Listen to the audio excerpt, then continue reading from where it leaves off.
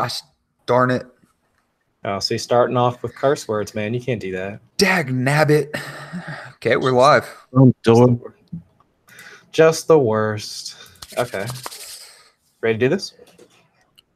Born ready. All right. That's the worst thing to say before starting a podcast. All right. Let's do this. All right, everybody, and welcome back. This is episode 18 of the Dynasty Owner's Manual podcast. I'm your host, Chris Allen, and we're here with, well, actually, before I get to that, let's talk about these things for a minute, because I know there are a number of personalities on Twitter that if you see their Twitter handle, you know who they are. But unlike some other folks, like a lot of folks will wind up with general nicknames or things that they use to describe themselves, and you don't actually know who the person is, but you just recognize them as that person. So, for example, you have 14 Team Mocker, if you happen to follow him, and a number of other folks as well. Like myself, you know who I am the second you see me because you see my Twitter handle, Chris Allen, FFWX. And then for Adam, DHH_Adam. But tonight, we don't really have that type of person. We have with us tonight, the Outhouse. So I don't know how to go past that. So I want to introduce you, but who are you, man? And how are you doing tonight? And thanks for coming on the show. Oh, my pleasure. And you just revel in the outhouse. You don't need to go past it. You stay in there. You breathe. We stay in there? Oh, yeah. You're part of it. Take it all in. Don't kick it over.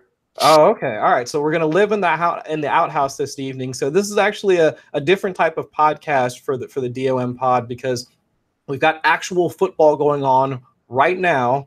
But we're instead of watching and overreacting like the rest of the folks and me trying to send some lowball offers for Nick Chubb, what we're going to do instead is actually we're going to have this podcast because we're going to bring this stuff to you, the people. That's what we're going to do for you guys tonight. So what we're going to talk about this evening is actually we're going to build on our previous podcast that we had with Brandon Nickel over the weekend, and where we're going to be discussing how to execute trades, and we're going to kind of dive a little bit deeper into how you execute them and get into some actual practical application and talk about specific trades and things of that nature, and kind of give you guys a background into how we've executed trades and things that we've gotten and trades that we've gotten done. So kind of walking back last weekend when we spoke with Brandon, he was able to give us a decent process or methodology for executing trades. We walked through pretty much everything. We talked about if he targets players versus owners, and similar to our discussion with Leo Pasiga, it's kind of holistic in the sense that while you can have players as a target, you can also target owners in and of themselves when you look at, well, this person tends to favor this type of player or this type of position, or they might have an older roster and they're trying to get younger, or they might be pushing for a championship and they might need just one piece in order to kind of push them over the top and really make them competitive. A lot of different variables can factor into that decision-making process. So if you look at another person's or another owner's roster, it can kind of give you an idea of where they're at. But after you do that, let's not get too far ahead of ourselves. Let's not say that, well, because they have a certain player on their roster, they automatically need to be boosted at that position. You don't know what their strategy is. I believe in a case that we mentioned last weekend was that, yeah, well, you might say that the person has Jay Ajayi as their RB1, and you might not think that Jay Ajayi is an RB1, but they might value them as an RB1, so that you might need to adjust your strategy when you approach them and say, hey, you look a little weak at running back. Well, if you're not starting off from an even playing field in terms of both of how you value those players and how you value the targets for your trade that you're trying to set up, it's going to make things a little bit more difficult for you in order to get a deal done. So from there, we also discussed how you initiate the trade, cold calls, sending out just spam offers for a particular player, just having just a general discussion about how you value your roster and how you strategize in terms of coming up with your team. All those things were just basic nuggets that we discussed last weekend with Brandon at DHH, was it Dynasty Scout, if I'm not mistaken. And yes. I think I hit over everything, but Adam, was there anything that I missed? No, that was about all of it. And hey, if you didn't hit it all, they can just go listen to the episode because it's available. Absolutely. Yeah, we just pushed that out tonight. And as always, at least for the past couple of weeks, actually not as always, but if you're looking for a discount on a subscription to 4for4, I would say that you go ahead and try and listen to that episode and get an idea for how you can get that type of discount. We should have some nice information for the folks if you happen to go back and take a listen to that episode. So, getting into it this evening with the Outhouse, as we sit in the Outhouse while there's actual football going on and we revel in the Outhouse. I don't know, guys. Where should we start? What should we start with tonight? Oh, man, I'm ready to jump right in. So we discussed how to start the trade last week. So I'm the type of person that likes to get in touch with the owner. And I discussed making friends with your league mates. You're going to be in the league for quite some time. It's Dynasty. You shouldn't be picking up a team and dropping it if it sucks. So build rapport. So I like to just get in touch with guys and talk to them. And if the trade goes absolutely nowhere, we'll still talk football. That's where I've found some success. So Outhouse, do you typically send cold offers? Do you contact first? Does your strategy kind of vary? Yeah, I was about to say a little bit of all of the above. Depends what you're looking for, depends what mood you're in, depends who you're dealing with. But a group chat is like the most important thing to a league in general. It keeps people active, it keeps people involved, and you also gain a sense of who likes who. And like Brandon said before, what kinds of people, players, the other owners like, which is super important. I know recently I've been staring at one of my teams and for no reason whatsoever, just hate this team. I don't know why, but I'm like, no, I need to make some changes. So in that sense, cold offers. I was sending out a combination. I wanted to get younger. So I was sending out, it's bad timing, but I'm still sending out Doug Baldwin offers. So I'm sending out Baldwin to everybody, just to try and see if I can get anyone to even respond to me. Anything that's not a cold reject is a step towards something. Sure. Somebody can say, even if they're like, oh man, I hate Baldwin, which happened to me, which made me sad because I love because he's awesome. Yeah. But it's still like, all right, well, I was going after Jarvis Landry, which is a terrible idea right now, but I was doing it anyway. Absolutely.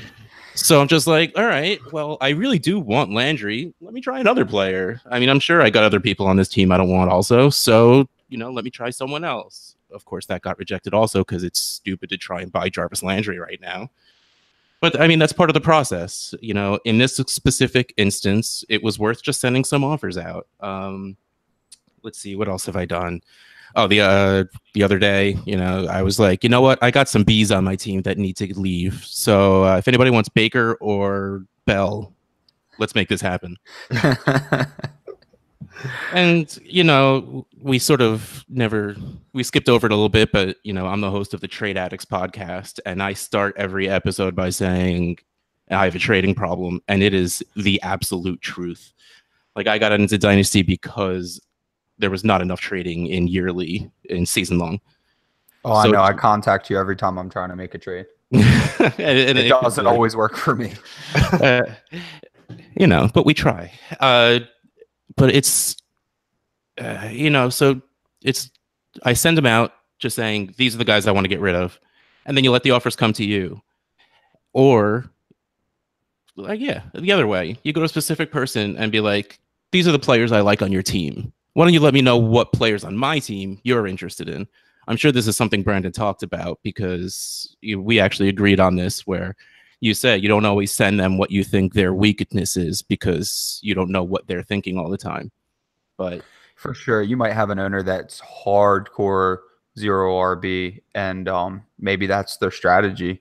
And even if you don't think their wide receivers are strong, they might. So that takes it even a step further. I mean, you might see some pretty trash running backs and think that the whole team's bad, and they might think these are running backs with upside, and I really like my receivers. So we talked about last week, just having some etiquette. There's no reason to start out by putting a team down. Owners Absolutely. Put a lot of work into that team. So for sure, going into a trade and being like, hey, dude, your team's not good here is probably not a good place to start because you're already making them defensive. Right. Who would want to trade with somebody where their initial start off point is, yeah, your team sucks. It almost sounds like hey, I'm doing you a favor by offering you this person. So it's like, if you didn't want the player that you're offering me, why should I take them? Like, to me, it just doesn't seem like the best way to start negotiating with somebody. Yeah, I think people lose sight of the fact that you're dealing with people more than you're dealing with fantasy football players, because just because a trade makes sense doesn't mean someone's going to do it. A lot more goes into it. The person wants to have to deal with you, and the person wants to actually want the players you're offering. Just because it comes up fair on a trade calculator doesn't mean a person's going to accept it.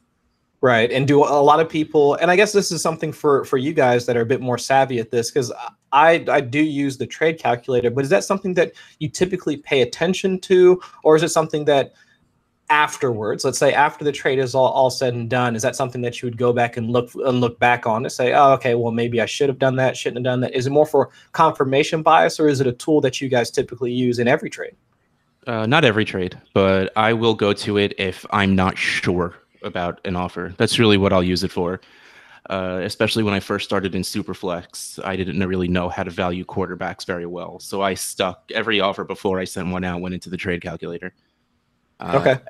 And now if it's like a big boy trade that I'm like, I mean, do I want to send all of this for that guy? Let me just see if that makes sense. Or because you don't want to be that jerk to send a horrible lowball offer. So you want to just see if you're crazy. Like that's my sanity check. That's what I'll call calculator. Yeah, and I'll use the calculator every single time, actually, and I'm not putting any value into it whatsoever, but it gets really old, everybody trashing the calculator, because it's such a cool little tool. Yes. And nobody's telling you that you have to put so much value into it. I mean, if the calculator says that my offer is trash, or that the trade that I'm accepting is trash, that doesn't mean that it really is trash. I mean, it's just an algorithm put together, and it works the way it works. But everyone has their little things that they use, and my thing is that I try to use everything. I mean, I'll look at rankings, ADP, trade calculator, you name it. I'll look at it, because I'm really, really nervous about making horrible trades. So I don't think that there's any one thing that you can point to that works. So, why not use everything? And trade calculator, super cool. And if you want to be lazy, just throw it in the trade calculator. Oh, and also, it's kind of good for people who you don't really know well yet, because they don't know if you're just a jerk and that you just send random bad trade offers all the time. So you can be like, hey man, we're new to the league together. We don't really know each other. So I just went ahead and threw it in the trade calculator because I didn't want any bias, or I didn't want to start our relationship on a bad foot. I've actually done that before. Like, I sent an offer that looked good on the trade calculator for a player that I wanted, just because I knew that this owner, if he didn't like the trade, I can just be like, okay, well, here's where I was at. We don't really know each other well yet. I don't know what players you like yet. So I just used the calculator so that there was no bias. But if you'd like to explore a different avenue, and then I'm also pretty sure I got a trade done with him, because like you said, these are people too. So you just level with people, and it usually works out. 100%. And I think that, especially for newer Dynasty owners that are not necessarily, if this is like your first or second year, getting into Dynasty, but just like you mentioned, Adam, if you are new to a league and you don't know how people value players, that might be a good way for you to kind of, that might be let's say a third party. Somebody that can take a look at the trade and say that, okay, well, this might be even, uneven, or whatever. Just as and like you just said, it could be a quote unquote, not necessarily an excuse, but just a reason why, if you want to go back and renegotiate, things of that nature, and say that, okay, well, I went over to the trade calculator because I don't know how you value it, but I think this person is more valuable than what you're offering. So I went over the trade calculator and they said this. So let's talk about it some more. And as Brandon discussed with us last weekend, that is the best way to go about it, because if you don't value the players the same, talk about it. It doesn't need to be just a flat rejection and just no. Let's have a conversation. Get in the group chat, get in Voxer, start DMing people, and then just go back and forth, so you can at the very least, what you should come away with, if you can't come to a deal, at the very least, you should come away with an understanding of how they value players, whether it just be in that position or just in general, so that if you do want to approach them again for a deal, you know how you can possibly get a deal done better, or at least it's more likely that you can get one done. That's an excellent way to put it. And me and Brandon contact each other all the time about player values. He'll just message me on GroupMe and say, hey, how do you value X player that's not even on my team, probably because he's looking 4 trades away to try to trade with 3 different people to get a player off my roster. But usually it ends up being players that we disagree on, and then that's how we get bets where somebody has to dizzy bat with Smirnoff Ice. So, oh gosh, go Dion Look Lewis. forward to that. But yeah, that was well said, Chris. Absolutely. So now, in talking about that, like when we get into trades, and if I'm remembering correctly, I think it was Kevin O'Brien when we spoke with him, and he had mentioned and seeing a whole bunch of I know like My Fantasy League, like their Twitter handle, and I think a number of other folks will do this as well, where they'll put up on Twitter and say, hey, who won this trade? You know, and they'll have the poll options like A or B, and they'll have everything listed. And then of course the replies are pretty much as what you would expect for social media, where they'd be like, oh, you know, that's highway robbery, or you totally won that trade, you know, stuff, you know, comments like that. But when it comes to that, I mean, unless it's a completely lopsided trade, is there really a way for you to essentially, to quote unquote, win the trade? Is that something that actually happens? All right. Well, first of all, tread lightly when you talk about Twitter polls. That is practically my brand. I mean, you say My Fantasy League. I probably retweet as many Twitter polls as they do at this point. Is there winning a trade? No, because everyone should leave a trade feeling like they won, because that's the point. Both teams are always supposed to get better. But do people win trades? Yeah, sometimes people make bad trades. I did a trade yesterday with Spoonie, who I'm sure plenty of you people know because he's on Twitter more than I am somehow. I traded away Michael Crabtree and Delaney Walker for Jamison Crowder. And this was good for my team. I wanted to get younger. And I'm all in on Jamison Crowder this year with Alex Smith. To me, just them two make perfect sense together. Right. Baltimore is a hellscape for wide receivers, and I'm a Jonnu believer. So I think Delaney Walker, even though he just signed that extension, is going to take that backup role pretty quickly. So I was completely fine putting them two together. I walked away from that trade feeling completely fine. I think it ended 79% in his favor. So, yeah, Twitter would say that I lost that trade and that he won it. And again, my brand says he did win that trade and I lost it. So you have to accept it then. You have to accept that you lost. You know, Dynasty Outhouse believes that he lost that trade, but Russ feels good about it. Sure.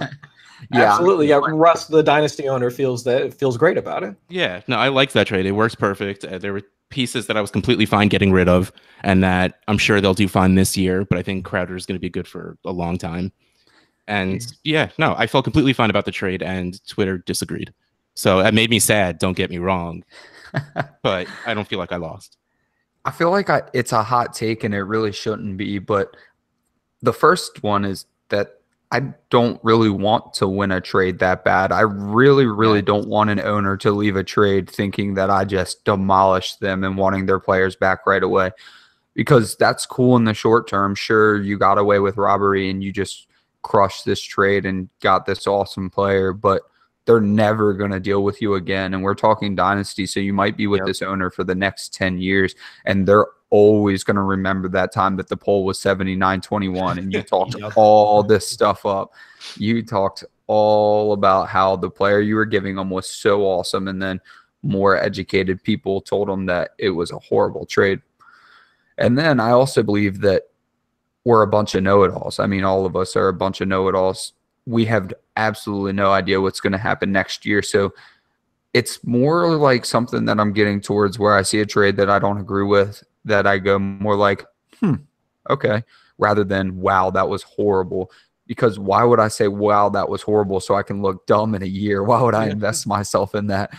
Exactly. So, you know, think about the avenues that different situations could take. We had an awesome trade with this that would look horrible right now, and I will just bask in the outhouse, where I traded you AJ Green and Devonta Freeman for Le'Veon Bell and Alex Collins. And if I look at it, I think Alex Collins is going to do phenomenal this year and that he's criminally undervalued. I like to grab people that I can see the light at the end of the tunnel, which is ADP increases or decreases, however. So I like to look at those players, and it's also a team that I feel I could compete with. So Le'Veon Bell, in all likelihood, could be the highest scorer in the NFL this year. So I look at that trade and think, this looks kind of ugly right now, but it made sense for my team. Doesn't make sense for Twitter. So I'm telling you guys not to care. Yeah. Well, no, and that's also why, going back to the calculators, that you can't just go by that. And even when I traded him to you, I said you were getting a good deal on Alex Collins, because I've been calling him a buy low ever since the Ravens didn't draft a running back. I've been all about him. So we valued him differently than ADP does, different than calculators do. But, we knew what he was worth. So we knew how to get a deal done with him, which is why you can't just stick to one thing. Like you were saying before, Adam, you need to put every aspect of value into a trade offer for it to work well. Exactly. Yep. Hit the nail on the head. So now we're talking about getting a deal done. How do you feel about the term adding a piece? It should happen in every single trade. Yeah. That's the real answer. I feel like if a first offer is ever accepted, I think something went wrong. Sounds like it's too easy. Yeah. Well, that's kind of what happened with my Crowder trade. At first, I was talking with Spoonie, and I was just like, I want Crowder. What does it take to get from Walker to Crowder? Because I know he wanted Walker. He's like, what do you think of Crabtree? And I'm like, I'll give you both of them for Crowder. And he's like, okay. And I'm like, oh man. Are you, wait, what did I just do wrong? Are you sure? So yeah, and it was like, it felt too easy. And apparently Twitter agrees that I probably should have asked for him to put a piece on there. Anybody who's not getting the best player or the best value should always say, why don't you add a third? Why don't you throw me, like, if someone has to drop a player, why don't you throw me one of the players you're going to drop? And before we get to the second or third part of this question, just before we move on, that adding the third piece, you guys hit on this on the Trade Addicts pod, and I love it. I do this every year. You almost did something wrong by actually drafting third-round players. We all have third-round sleepers that we like, and I'm not telling you not to study third-round players, yada, yada, but what I'm saying is those third-round picks get trades done, and there are people that we're going to talk about in the rest of the show that will not do that extra third. Yeah, so those are chips, man. Yes, exactly. So use those thirds throughout the year. Just throw a third, throw a third, throw a third. That third isn't going to hit for you. It might, but I'm just telling you, it won't. You get your trade done now, and if someone falls to the third later, I promise you can find a player on your roster to get a third back for to get your player. So use those thirds. So we just discussed you should always be trying to get an added piece. I will say, from Spoonie's perspective, maybe if the deal is too ripe, don't be the guy that asks for, or if the deal is too good, don't be the guy that asks for even more, because I have a lot of those where it's like, I know by almost everybody's standards but mine, this trade is really good for you. So can you explain to me why you're adding extra? And most often they can't. So that almost sours me away from trading with someone again. If I'm already giving you a good deal, just take the good deal. And I've actually had trades when I first started that didn't go down because I asked for extra and then they changed their mind. So if the deal's good, take the deal. Yes. But with that being said, do you find yourself on the adding end more often, or are you the one that's usually getting something a little extra? And is there anything that you're looking for besides the third? Like, could you identify a type of player that you might target as a throw-in or target to throw in?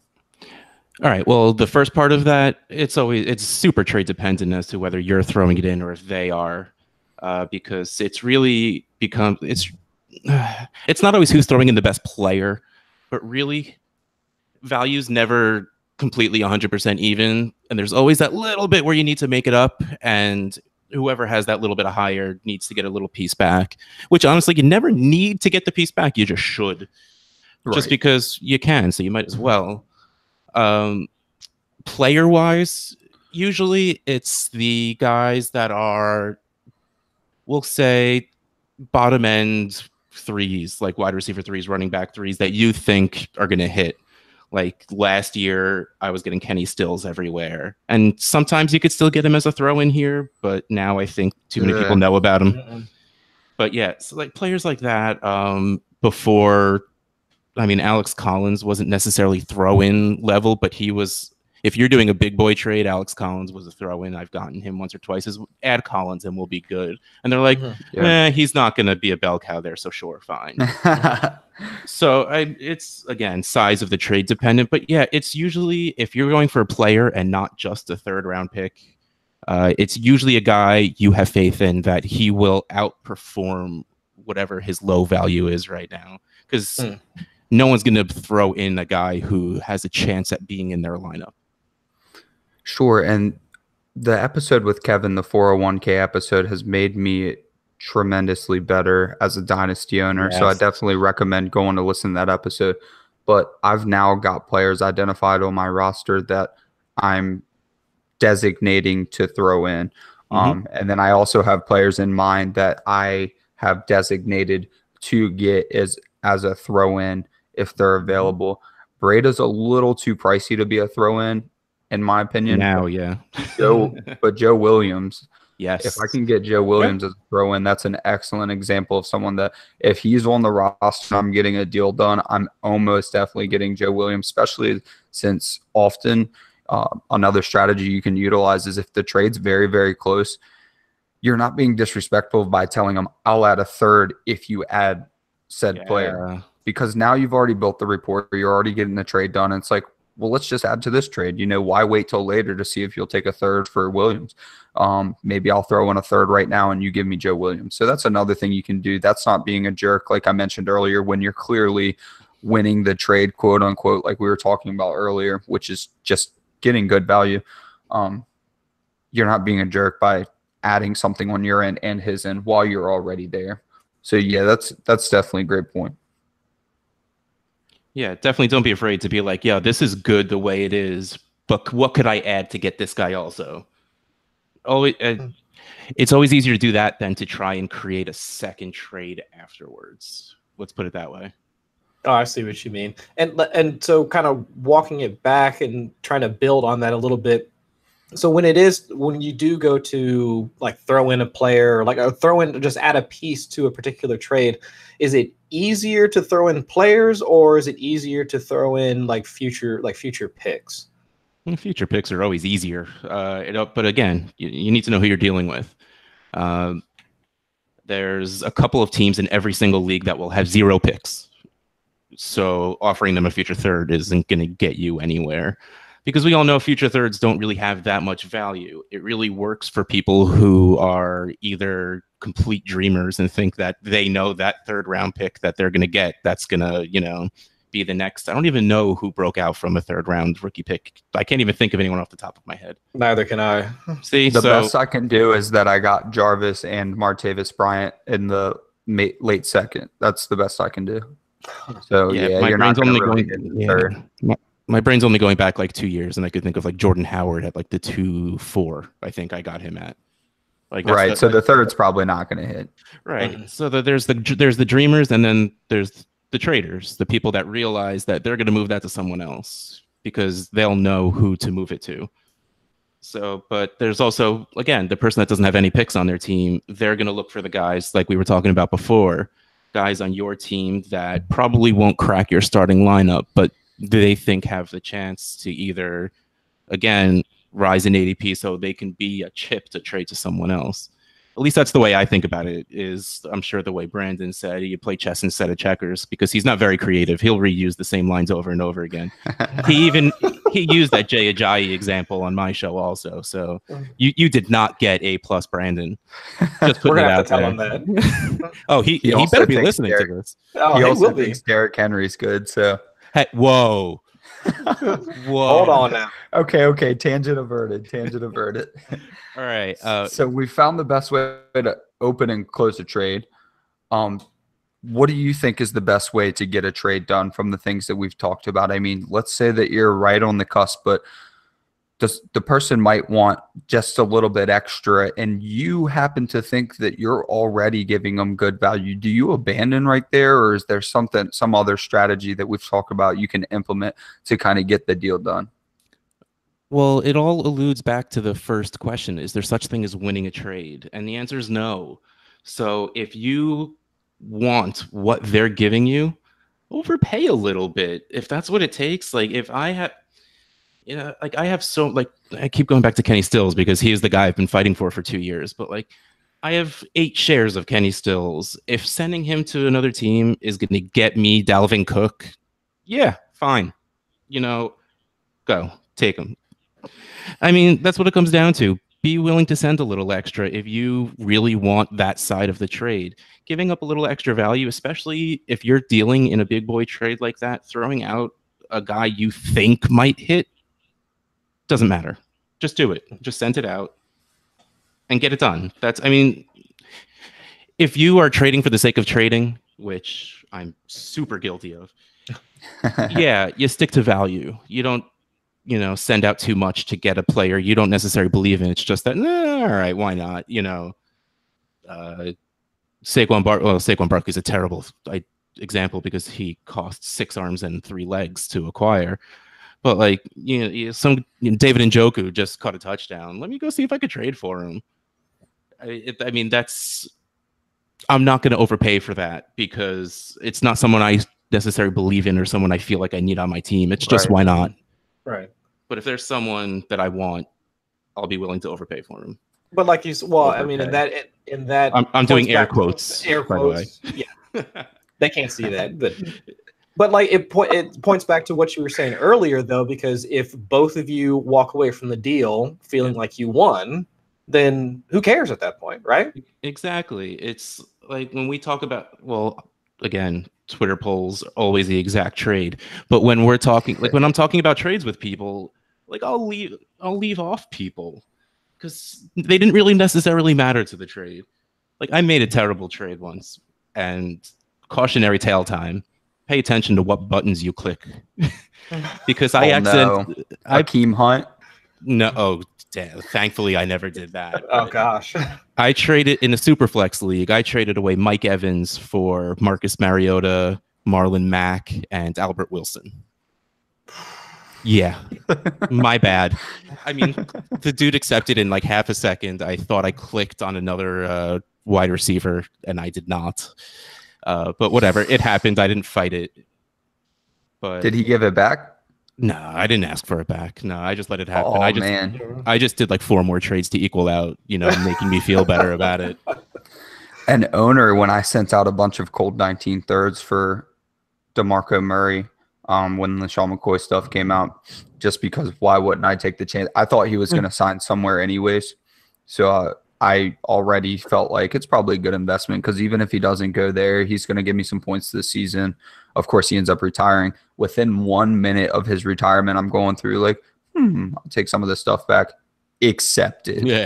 So lost my 1930. He ended up giving it back though, which goes full circle back to me saying, like, I probably wouldn't have traded with that dude again, even though it's spiteful. And if it was good value that he sent me, I probably would have. But he's not someone that I would have went out and, tried to build rapport with like I try to do with everyone else.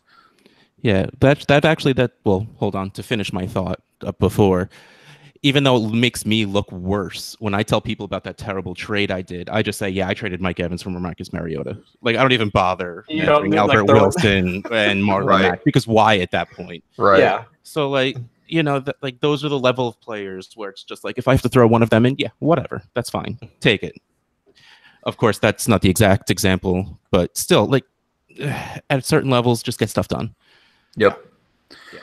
All right, so we've talked every week about FF statistics. We do FF statistics trivia every week.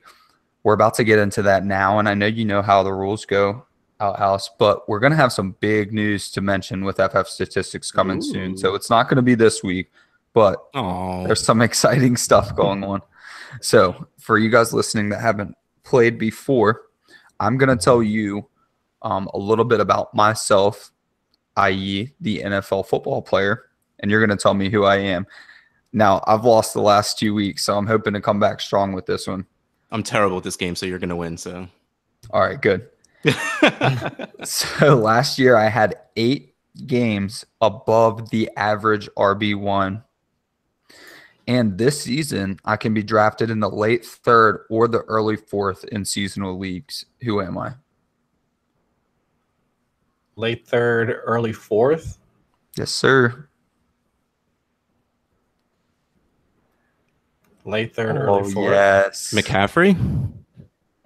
No, but I wish I could get McCaffrey in the late 3rd or early 4th. It's seasonal. I have no idea. I haven't started to look into seasonal yet. Got a guess, Chris? How many games over? He had 8 full games last year that he was over the average RB1, so we'll say top 6. Okay. Ingram? Nope. The answer is LaShawn McCoy. Okay. Yeah. And I'll have you know, I've Googled LaShawn McCoy every single day since the incident because I have so many shares, and there is a lot of signs pointing towards him playing. Yeah. Now, hopefully he gets in trouble if he did it. I'm not a jerk. I don't care about my fantasy team that much, but I'm just saying I don't think he did it. It's probably going to wind up being like I think the speculation is it's going to be like the Brady thing from a couple years ago, where all of this gets pushed back to like the 2019 season, and then he'll just retire. Right, just retire. Sure. Yep. Mm-hmm. Sure. I plan to ride him out on my dynasty rosters anyways. He can retire next year. Just win me the championship this year. Yeah. At this point, you have to. There's no value left. Mm-hmm. No, not at all. Actually, I tried to send some value for him in some places, and people were not buying it. Like 19 seconds, and people, are upset about me sending him a 19-second for him. Like, what do you think you're going to get for him? This is not the 106 of old that you think you're going to get. Exactly. Yeah. Actually, that was like spot on old value. Like, yes. 106 was exactly where I used to have him. Like last year. Like, wow. Yeah. Yeah. Nice. So we just mentioned seasonal, and I wanted to segue into this question. We're getting really close, guys. It's really time to stop telling you that I don't care about my starting lineup, because I'm kind of starting to. Yeah. So how do you go about filling holes in your roster, Outhouse? Just saying trades is probably a bad answer, isn't it? Right. Yeah. That would be the hashtag brand answer, though, to be quite honest. Yeah. What kind of trades are you looking to execute right now? I mean, I've been noted saying that I'll have 12, 13 wide receivers on my roster right now and 3, 4 running backs, which I still have rosters that need some work that have that. But I've been trying to tell everybody, you're not looking at player names anymore. You're looking at values. So if my 14 wide receivers are more valuable than the running backs I had previously before I acquired the wide receivers, then I'd rather have all the value. But now it's time to start cashing in the value. You're at the casino, and it's time to go take your chips to the teller. I don't go to casinos. Yeah, I don't go to casinos. Get your money back. Sounds about right. Get your money back. So how are you going about getting your money back right now to actually fill a starting lineup? Well, yeah. First of all, I'll agree. Now is about the time where you start actually worrying about your lineup, because if people are going to start tearing ACLs, they're going to start doing it now. And that's usually with running backs why wide receivers will carry more value in the offseason. They're less likely to get hurt, I think. So now it's pretty much doing a combination of, I'm sure, everything Brandon told you. You find the people that don't think the way you do, and they'll, actually keep their starting lineup, and chances are that means they lost someone already, or they didn't, take free agency into account, or they thought Duke Johnson was going to go sign somewhere and be a starter, so he's not a real RB2 on your team. So, I mean, it's really, you find people that need what you got and have what you need, and just sort of make stuff work. I don't think now you're at the point where you're like, I think I'm weak at RB3, so I need to work this deal out. You're still working value more than anything else.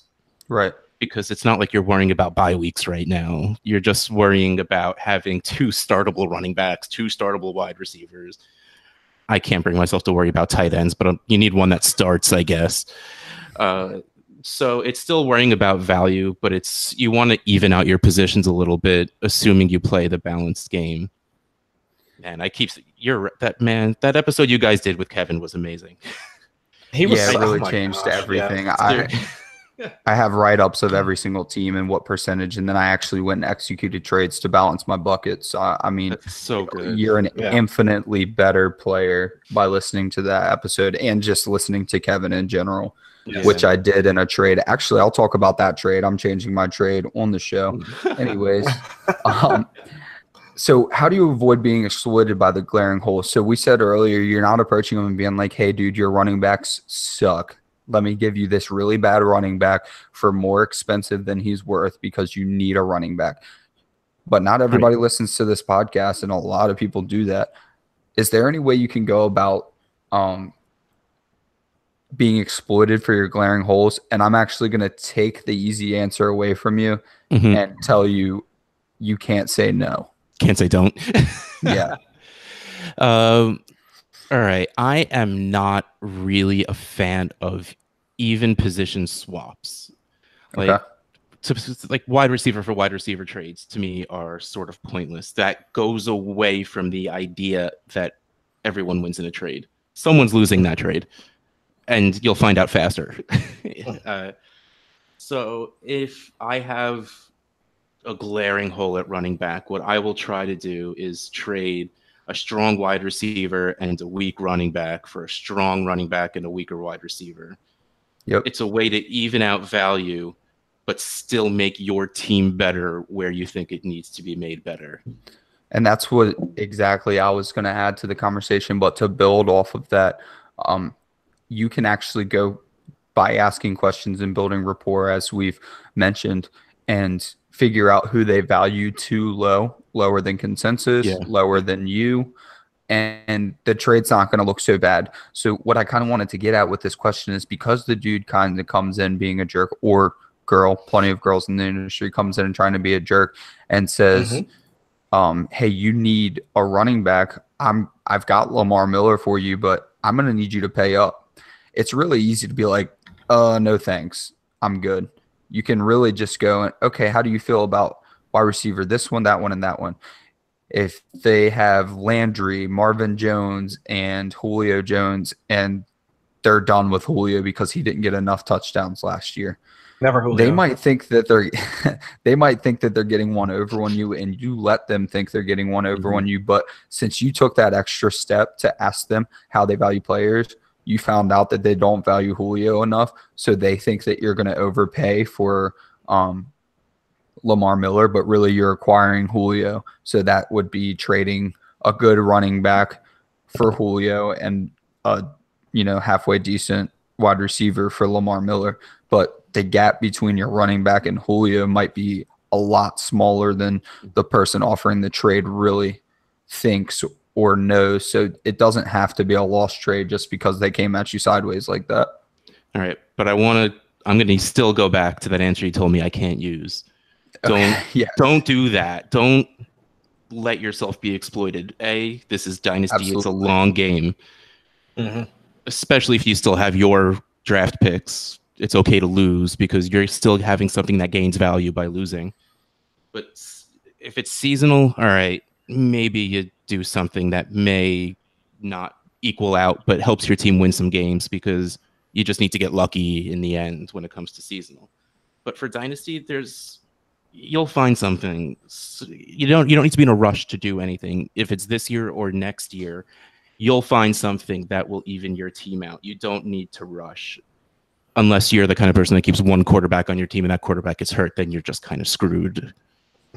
I mean, but even still, you find someone who has the 32nd best starting quarterback on their bench for some reason, and you throw them whatever trash they'll take for it.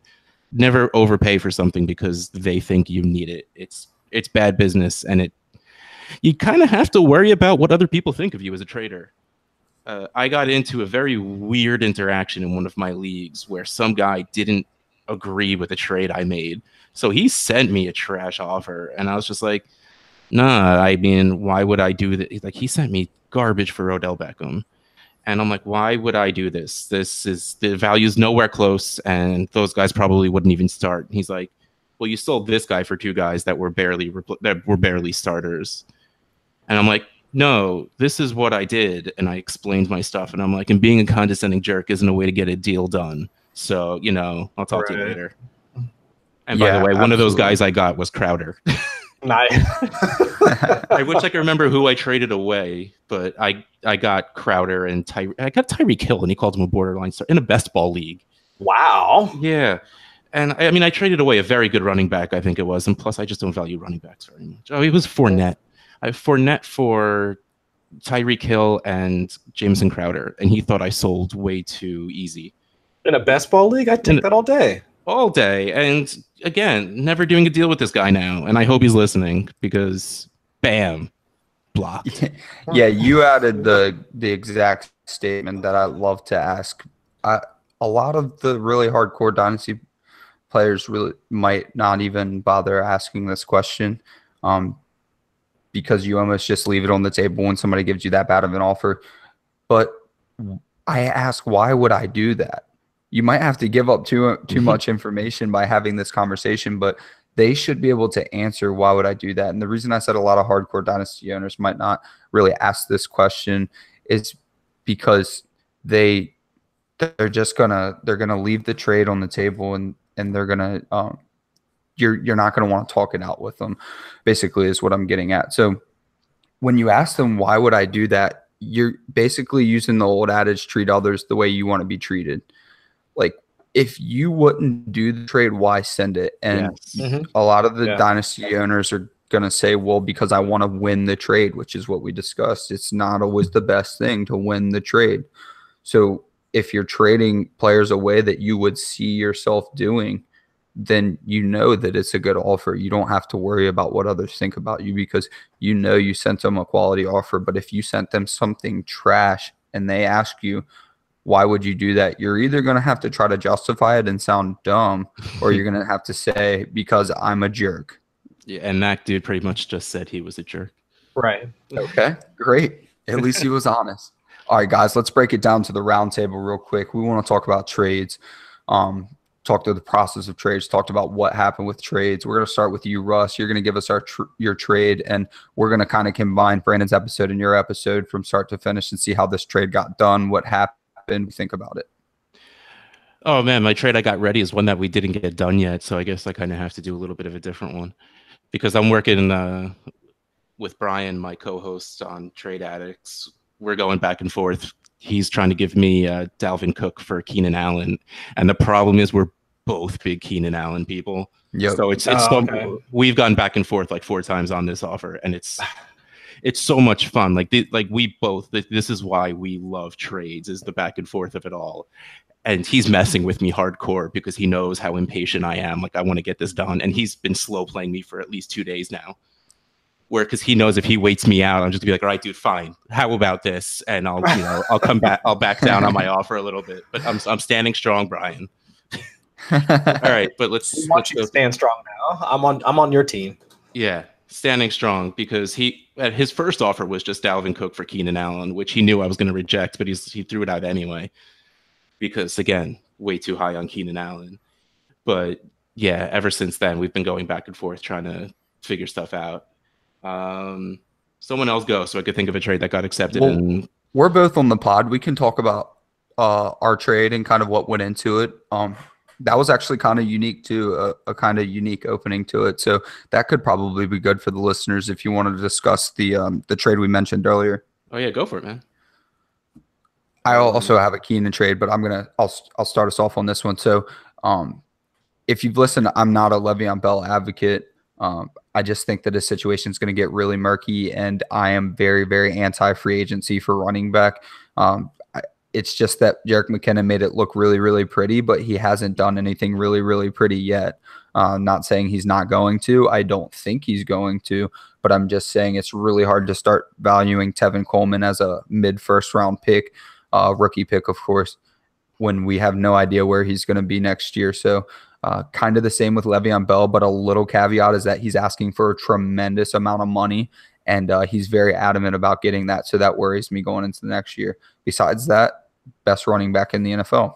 So on a team I wanted to win now on that I felt really, really good about my wide receivers, I sent AJ Green and Devonta Freeman, and I got Alex Collins and Le'Veon Bell back from Russ. So basically opened up the offer. I think I just wanted to know his value on Le'Veon. I wasn't even looking to buy whatsoever. Yeah, I had to scroll back to look at this. I actually brought Bell up to you. Did you? Okay. Yeah. You were coming after A-Rob, and I wasn't having it. That's right. That is right. Yeah, I was looking to buy a little bit of A-Rob shares. I could see that ADP rising very quickly, but that's right. So you asked me about Bell, and I basically told you I hated him. I'm pretty sure. I'm reading all of this negative stuff about Bell right now. Okay, awesome. But what you said is true about the second part. I first tried to give you a couple of wide receivers because I figured if I'm giving you the main running back, I'll follow it up with a little bit of a wide receiver to fill that AJ Green hole. And you're like, no, man, I'm happy with my wide receivers. I need some running back help. Yep. Exactly. And then that's when I looked into Alex Collins. I'm like, all right, he's 3 years younger. I do like Devonta Freeman. I mean, the Devonta Freeman hate has gotten crazy. I think that's what kept me from getting ripped a new one on Twitter, which I wouldn't have cared about, but because the Devonta Freeman hate has gotten crazy. But it was a combination of Devonta Freeman's value dropping a little and then me thinking that Alex Collins is just going to be really there. And I brought up the point after the trade. I was very sure not to bring this point up during the trade, but Alex Collins could look really stunning with Lamar Jackson at quarterback next year. We saw how relevant RG3 made Alfred Morris just because you have to fear the run so much, and we've already seen him run so much in the preseason. So this is me targeting a player that I think's value is going to increase drastically. I don't see Devonta Freeman's value increasing ever again. So I still gave you a stud running back for a running back that could maybe be a stud. So I'm definitely taking the risk you're in. But in the short term, Le'Veon Bell, might score me the most points in the league this year, which is why I think it was fair for both of us. A lot of people aren't going to see it that way, but that's how the trade got done through and through. Oh, man, I'm actually reading our conversation again, and I sold you Alex Collins. Did you? Yeah. I remember. It ended with you saying, man, I hope you're right about Collins. But then that's when I brought up later about Lamar Jackson, and you were like, "Ooh, I wish I thought of that." Yeah, but then I said I'm happy because I still have plenty of shares. That would be nice. Yeah, oh man, wish I considered that. Going to buy him in a couple of other places now. Which is awesome that we could have that interaction and both feel good about the trade that got done. So I'm going to jump right into my Keenan Allen deal to bring Kevin into this conversation because Kevin has loved Keenan Allen forever. So I took over an orphan that had the 101 pick. So this orphan had Saquon Barkley, Ezekiel Elliott, Leonard Fournette, Alvin Kamara, and David Johnson. I know there's you guys can't see what I'm doing right now, but I'm throwing my hands in the air in confusion. Yes, it had those 5 running backs. So, and my best receiver was Marvin Jones and literally no one else to note. Don't you bad talk about Marvin Jones right now. Well, sure, I love Marvin Jones, but he's not going to be my only wide receiver in a start 3. So, immediately I took it over and I was like, okay, this is going to be 5 stud wide receivers because this isn't happening. So Ezekiel Elliott was the odd man out for me because he doesn't get enough receptions for my liking. If I'm going to have a high-end running back, I'm going to get one that is going to catch a ton of balls. Obviously, he's elite and he's phenomenal, but of the top 4, he's 4 for me because of that. He's just not going to catch the ball. He's going to have an outstanding amount of loaded boxes. So I was like, all right, let me get a return for Ezekiel Elliott because he's a hot commodity. I love Keenan Allen, and I knew I wasn't going to get Michael Thomas, basically, because I wasn't going to get extra with Michael Thomas. So, and I also didn't have a tight end, which you say you don't want a tight end unless you can start them, or you don't want any tight end, but you have to have a starter. Yeah, I didn't have a starter. Like Mercedes Lewis was the best tight end on this roster. So I got back Keenan and Trey Burton for Ezekiel Elliott. People on Twitter hate it. I messaged Kevin and I said, hey, would you trade Keenan Allen for Ezekiel Elliott? Ezekiel Elliott for Keenan Allen and Trey Burton? He said, I would trade Keenan Allen I would trade Ezekiel Elliott for Keenan Allen straight up. He said Trey Damn. Burton is a throw-in. Wow. Man, I that would must made not you feel good. recommend that. Right. I would not recommend that whatsoever, but that's just what I'm saying. The values are going to be different with people, and people are going to have different needs. I do not need 5 running backs, especially with workhorse running back injury rate being so high. Why would I take? There's a good chance that one of those 5 is going to get injured. Absolutely. Maybe not for the season, but if I have those 5 guys, there's a good chance one of them misses a good bit of time. So, if I could pivot to a receiver, that's what I'm going to do. And then I also traded in that league Marcus Mariota, Kenny Galladay, and a 19 second for AJ Green and a 1 QB. So now I've got Keenan Allen and AJ Green. Yeah, I was pretty excited about that one too. That's a good one. But yeah. I mean, I hate that you traded away Mariota, but man, that's good value. Well, he had 3 quarterbacks for no reason as well. He also had I still have Aaron Rodgers and Garoppolo. So how'd this dude have the 101? Was it his pick? Yeah.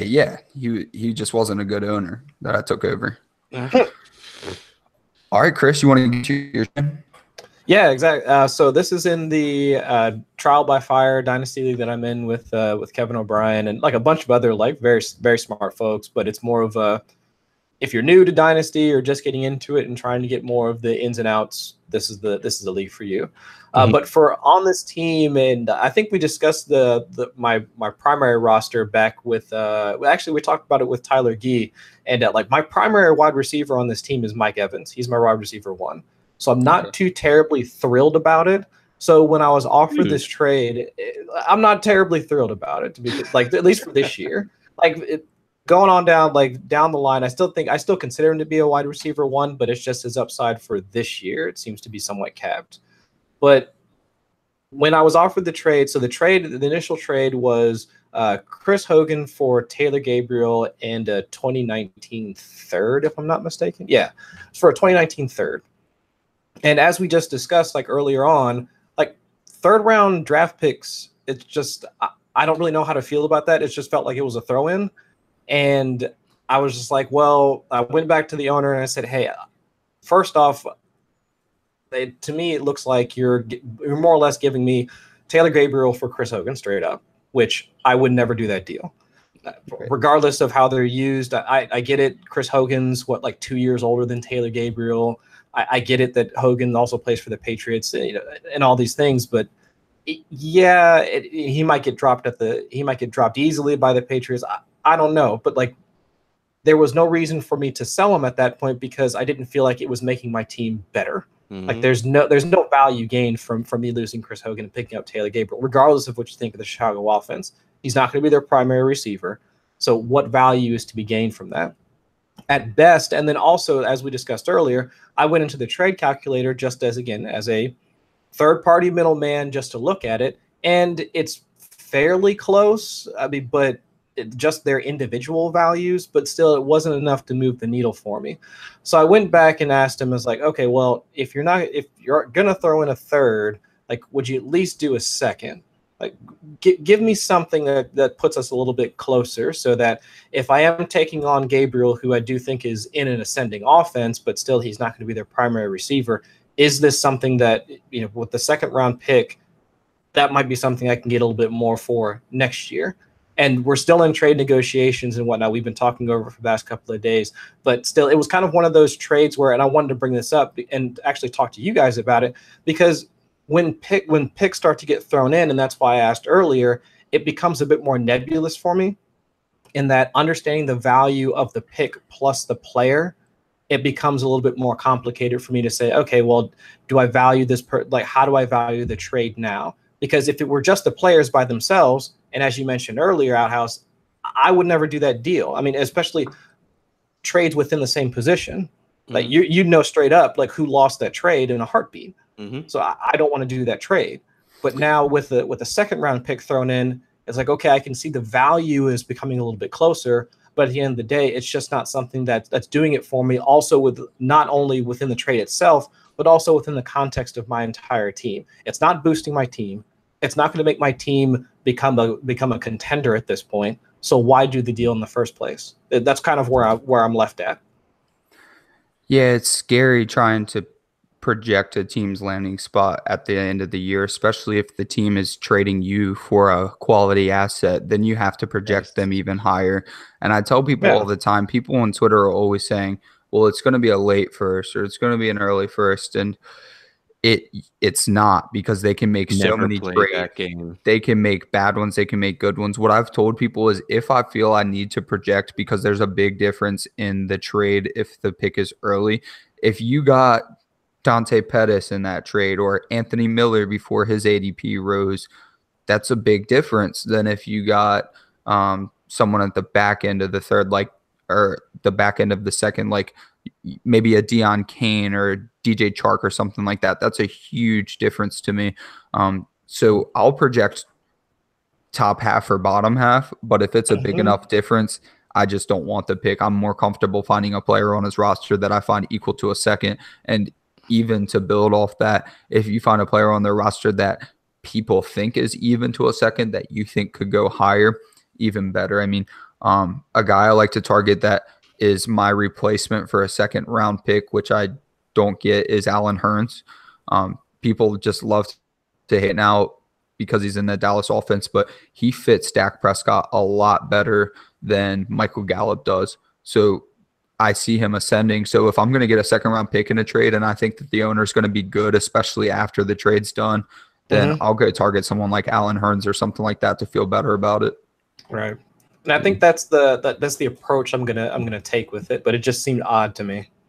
Well, you also have to realize that there's a very good chance that dude is not looking at your team whatsoever. He's like, I want Chris Hogan. I'm gonna, like, the thing you have to worry about with calculators is compilation value. If you add enough crap onto one side of a calculator, you're gonna get to Odell Beckham eventually. Right, because it's just looking for a number. Yeah. So, like, I get a lot of people DMing me or any of that saying, like, what do you think of, like, OBJ for this? And it's like 7 things. it should, and yeah, there's some firsts in there. There's some usable players, but it should never take 5, 6 things to equal your 1. Because unless your team is complete garbage, you're not starting any of that. I mean, and unless you're super rebuilding or you're even more of a trade addict than I am, that's going to take you a long time to figure out and get lucky to do stuff with all of that. Right. And wait and sell at the exact right time, because there's definitely players, especially since I did that roster evaluation, that I've pegged for, okay, I'm going to start selling this guy blank. Like Isaiah Crowell, I'm going to sell him after he has 2 multi-touchdown games in a row. You know, there's guys like that you know. So you would have to take 7 players and try to project out when you're going to sell them. And people do that all the time, because especially I'm finding with new Dynasty owners that go super youth-centric, think that rebuilding means the same thing as trashing your team. And we do make it kind of sound like that. So that's kind of where that disconnect comes from. But there's people that are trying to sell off guys like Jarvis Landry and Odell Beckham and stuff like that when they're rebuilding, because it's just like, oh, this guy has been in the league for a few years. Okay, well, wide receivers hit at age 27 and 28. So really, I mean, you still have another year before they're supposed to be phenomenal anyways. Obviously, they already are, but I'm just saying they're still part of a rebuild roster. So you brought up a good point by saying those are the guys you build around. Yes, exactly. That's what you're rebuilding, is the structure around Odell Beckham Jr. Right. You want to kick us out of here, Chris? Absolutely. I know we could keep going like this all night, but I guess recap everything. I mean, to go through, I mean, talking about how you actually approach owners, constructing the trade itself, counter, I mean, all those things. I mean, Outhouse, of any of that, what would you think is like the most important takeaway, or like the nugget that you would think you would want the listeners to really come away with from tonight?